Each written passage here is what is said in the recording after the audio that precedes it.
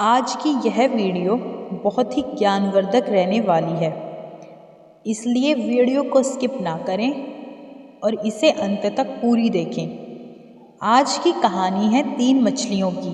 तो आइए कहानी की शुरुआत करते हैं।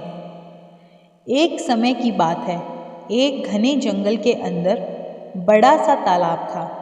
उस तालाब में बहुत सारी मछलियाँ रहती थीं, जिनमें से 3 मछलियाँ एक दूसरे की पक्की दोस्त थी। इन तीनों का स्वभाव बिल्कुल अलग था। इनमें से 2 बहुत समझदार थी।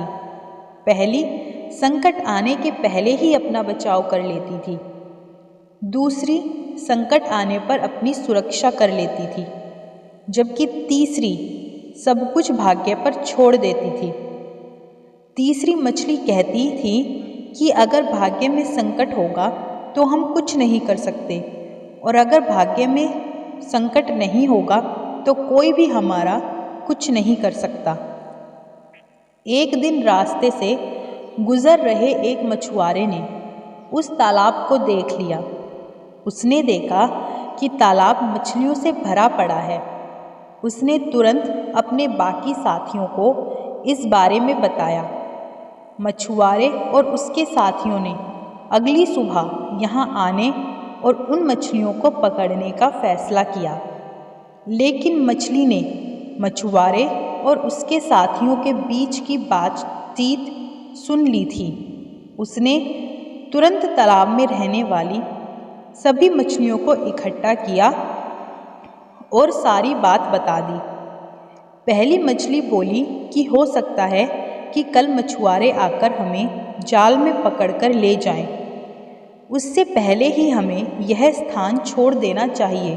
तभी तीसरे नंबर की मछली बोली कि अगर वो कल आए ही नहीं तो यह हमारा घर है, हम इसे कैसे छोड़कर जा सकते हैं। अगर भाग्य में लिखा होगा तो हम कहीं भी हो मारे जाएंगे, और नहीं लिखा होगा तो हमें कुछ नहीं होगा। कुछ मछलियों ने तीसरे नंबर की मछली की बात मान ली और वहीं रुक गई।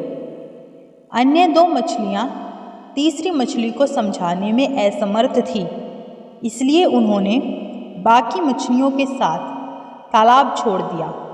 अगले दिन मछुआरे और उसके साथियों ने अपना जाल डाला।